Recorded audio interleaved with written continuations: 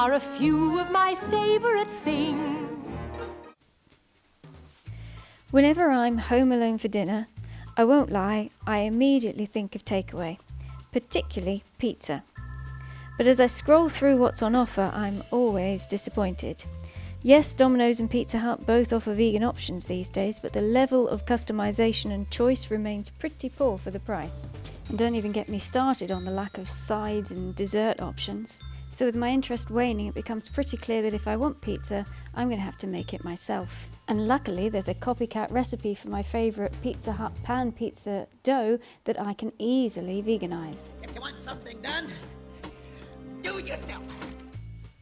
I'm halving the original recipe, so starting with half a teaspoon of dry active yeast and adding to that half a tablespoon of sugar and then 1/8 of a cup of oat milk. But I'm not going to be adding the 1/4 teaspoon of salt just yet because I want to allow all of this along with half a cup of water to sit for 2 minutes and activate the yeast. Then once the bubbles start forming on the top, you can add a tablespoon of oil, 1 cup of flour and the 1/4 teaspoon of salt and stir all that in. Once it is all stirred in, you can add the 2nd cup of flour. I'm just using ordinary plain flour here, or all-purpose flour, and that works absolutely fine. And then stir it all together to make your dough. I did add a couple extra teaspoons of water to bring it all together. And after a brief amount of kneading, cover it over and leave it in a warm space for at least a couple of hours until it's pretty much doubled in size. During which time, if you need to, you can work on your toppings. In my case, I decided to go with a pepperoni pizza. So I'm borrowing and reducing a recipe by the Easy Vegan, which I'll link to down below. Starting with as close as I can get to on these scales with 50 grams of vital wheat gluten. And then adding to that in no particular order, half a teaspoon of cracked black pepper, half a teaspoon of salt, half a teaspoon of chili flakes, 1 teaspoon of smoked paprika, half a teaspoon of chili powder, a small pinch of 5 spice and half a teaspoon of garlic powder. Stir that all together and then to a cup or jug add 50 ml of water. Stir in 1/3 of a teaspoon of mustard, I used whole grain mustard in this case, half a tablespoon of any kind of flavourless oil and half a tablespoon of tomato puree. Again stirring everything together and then mix the dry and the wet ingredients together to make a little dough. Try not to dwell on what it looks like here because trust me, it smells an awful lot better than it looks. Then take the dough and wrap it tightly in tin foil. Chuck it in a steamer for about 30 to 40 minutes and then let it cool down completely, preferably in the fridge. I really needed to leave mine to cool down a little bit longer as mine was a little bit chewy, but it still tasted pretty good and it did the job and it was more than I needed for this one pizza. To the dough, don't let your other half leave the dough on top of a radiator because it might start going a bit crispy on the top, but even if it does, don't worry, it'll still be perfectly useful. Just punch it down and get ready to start using it. Take a baking dish, I'm using a silicone flan dish here, and put about 1 to 2 tablespoons of oil in the bottom of it and swirl that round so that it completely covers the base.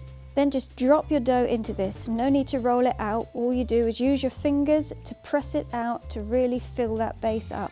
You might start to see some of the oil come out around the edge and that's absolutely fine. If like me you fancy a stuffed crust, just add some cheese all the way around the edge and then fold the edge of the crust over the top of that cheese. Then spread your tomato sauce and any other toppings you want to chuck on top.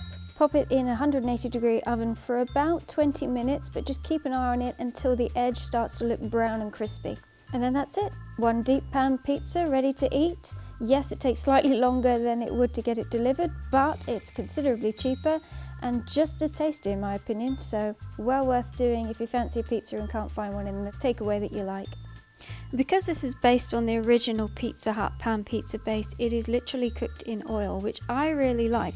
But if that's something that disturbs you, then by all means skip the oil, but do make sure you put something on the base of your pan, like some cornmeal or some flour to stop it from going too soggy at the bottom, and just be careful what you do with your toppings for the same reason. I just use standard tomato sauce on my base, but you could make up the Pizza Hut sort of copycat version from the original recipe linked below. And I also used up some homemade cheese that I had. I would probably stick to using normal sort of shop bought cheese in future, but I really wanted to use this up with something, and it did taste good because it works really well when it's melted. And the only change that I made to the pepperoni recipe was the addition of a pinch of 5 spice. And that's just because I didn't have any fennel to hand, and I figure that fennel is usually added to pepperoni recipes, but also I think 5 spice is used quite a lot in vegan meats that are chucked onto pizzas these days because they always have that kind of taste to them. So it just again worked for me, but you can leave that out and it won't make any difference. So in an ideal world, I would much rather be able to order my pizza in and get a good vegan pizza with plenty of options, but frankly, that's just not going to happen in the current climate. So if you are craving pizza and you really like that deep pan, deep dish kind of crust, this is a recipe I really recommend you making. It just tastes so fantastic. And the good thing is you can make up the doughs and freeze them, and then you've got a dough ready for whenever you get that craving.